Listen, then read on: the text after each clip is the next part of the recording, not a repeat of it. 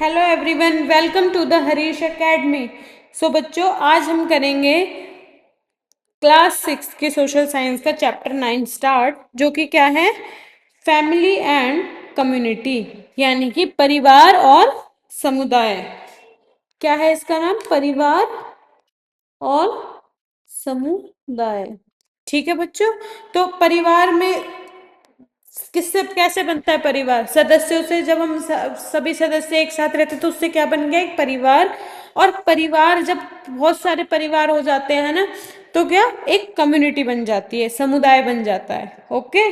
तो सबसे पहले हमें कोट दे रखा है, किसका है ये? तिरुवल्लुवर का है, जो कि क्या है, love and dharma are the flower and fruit of family life. यानी कि प्यार, प्रेम और धर्म क्या है? पुष्प और हमारे जो पारिवारिक जीवन है उसके लिए पुष्प और फल के समान है। ठीक है। यानी कि हम इसे एक एग्जाम्पल से समझेंगे। जैसे मान लो कि आप कोई पेड़ लगाते हो, है ना। जब वो छोटा होता है, आप उसमें पेड़ में पानी डालना, खाद डालना, उसे सींचना, ये सब कार्य करते हो, राइट। तो उसी तरीके से क्या है, घर में भी जब आपसी प्रेम होगा, धर्म होगा, है ना, आप इसमें एक दूसरे की सब सहायता करते होंगे, तो वो क्या बन जाएगा? एक पुष्प की तरह, एक फल। ये लगेगा कि हाँ, हमारा जो घर है बहुत ही क्या, सुखी जीवन व्यतीत कर रहे हैं हम सब। ठीक है। तो इसका मतलब ये है। ओके। आगे हमें दे रखा है इसमें द बिग क्वेश्चंस। ये हम करेंगे कब? जब हमारा चैप्टर हम पूरा रीड कर लेंगे तब हम ये पढ़ेंगे। ठीक है। तो इसमें क्वेश्चन क्या देगा? What is the family unit important, what is the community and what is its role. Okay. तो पहले हम चैप्टर रीड करते हैं, उसके बाद फिर हम लास्ट में, जैसे हम हमेशा करते हैं, ये क्वेश्चंस करेंगे। ठीक है। Now, family. फैमिली क्या होती है? परिवार क्या होता है? Almost all of us live in a family. हम ज़्यादातर सब हम अपने परिवार में ही रहते हैं। The family is the fundamental and most ancient unit of any society.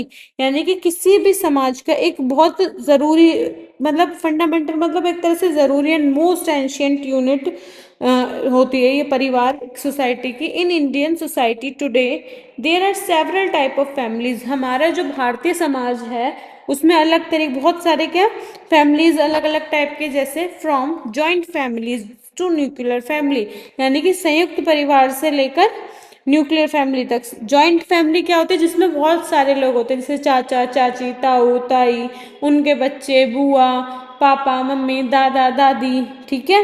और न्यूक्लियर फैमिली में क्या होते हैं? सिर्फ आप, आपके मम्मा पापा और आपके भाई बहन जो भी रहेंगे। ठीक है।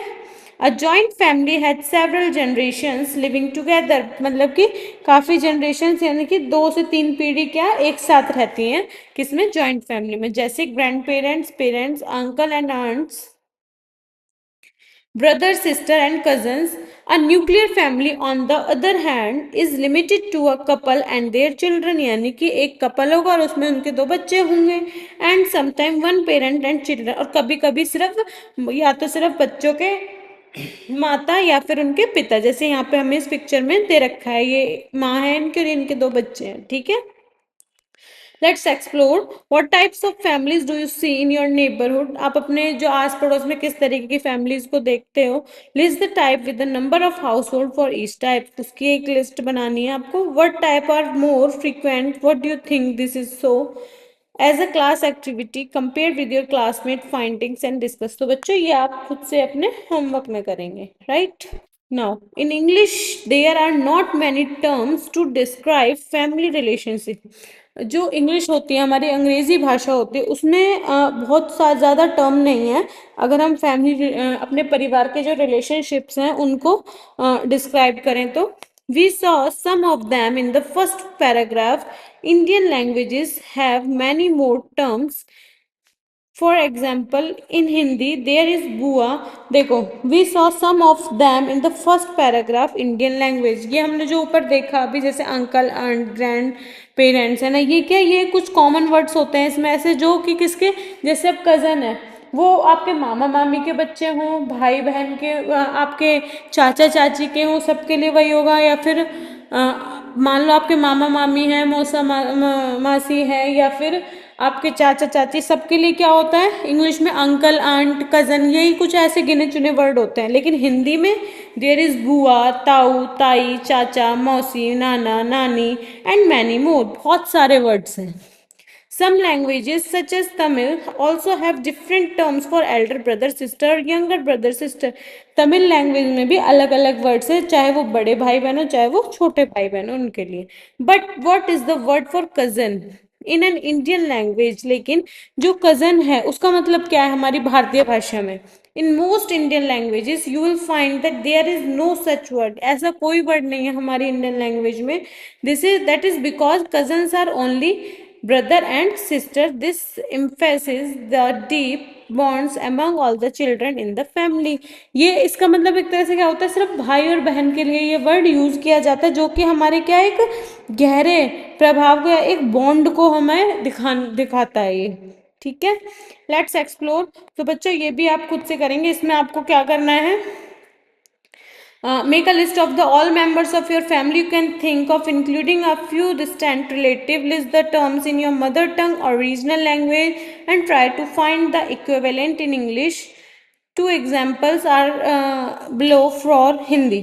देखो यहाँ पे हमें जो जिसका भी आप नाम लिख रहे हो यहाँ पे, जैसे यहाँ पे दे रखा रानी, तो यहाँ पे आपको हिंदी टर्म लिखनी है कि आपका उससे क्या रिलेशन है, जैसे बहन है, भाई है, चाचा चाची।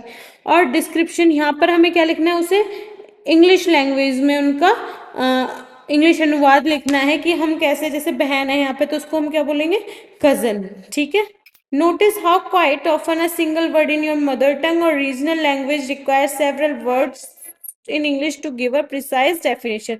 सो बच्चों ये आप खुद से करेंगे। Okay, roles and responsibilities.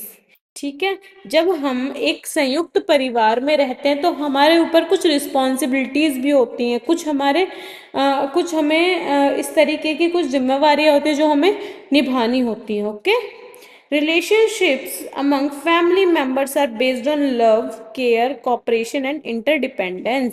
यानी कि जो कोई भी रिलेशनशिप है घर में, है ना, कोई भी हमारा संबंध है, वो किस पे बेस होता है घर में? जब प्यार होगा, है ना, जब हम एक दूसरे की देखभाल करेंगे, केयर करेंगे, एक दूसरे पर अंतर्निर्भरता होगी, उसी पर ही है। कोऑपरेशन मीन्स, कोऑपरेशन मतलब सहयोग। कॉपरेशन का मतलब क्या होता है बच्चों? सहयोग। तो कॉपरेशन मीन्स का क्या मीन्स कॉपरेशन का मतलब क्या होता है? कॉपरेशन मीन्स वर्किंग टुगेदर, यानी कि एक साथ काम करना। Each member of the family has a role and responsibility towards other members. जितने भी हमारे मेंबर्स होते हैं फैमिली के, वो एक रोल अदा करते हैं, एक तरह से अपनी जिम्मेवारियां निभाते हैं दूसरे मेंबर्स के प्रति। फॉर इंस्टेंस, उदाहरण के लिए, parents are responsible for raising their children to become happy individual and responsible member of the society। जो पेरेंट्स होते हैं ना, वही इस चीज के लिए रिस्पॉन्सिबल होते हैं, अपने बच्चों को उन्होंने किस तरीके से संस्कार दिए हैं, किस तरीके से उन्होंने उनकी जिम्मेवारियों का एहसास दिलाया और किस तरीके से उन्हें खुशहाल घर का जो माहौल है वो खुशनुमा बनाने का किस तरीके से उन्हें ये चीजें सिखाई हैं। But also as children grow up they take on more responsibilities in the home to help other family members. लेकिन बच्चों की भी, जैसे जैसे बच्चे बड़े होते हैं, उनकी भी क्या रिस्पॉन्सिबिलिटी हो जाती है कि अपने जो घर के फैमिली मेंबर्स है, परिवार के सदस्य, उनकी हेल्प करें, वेदर पेरेंट्स और अ सिस्टर और a brother etcetera. Through daily practice children learn to participate in the life of household. जब जो बच्चे होते हैं ना, वो डेली दैनिक कार्यों में जब भागीदारी करते हैं, दैनिक कार्यों में जब भागीदारी करेंगे घर में, तभी तो उन चीज़ों का उन्हें एहसास होगा कि हमारे घर में, मान लीजिए किसी के घर में रोज पूजा पाठ हवन होता है, तो उन्हें इस चीज़ का एहसास होगा ना, वो भी अपने बच्चों को यही चीज़ सिखाएंगे और वो उन चीज़ों को फॉलो करेंगे।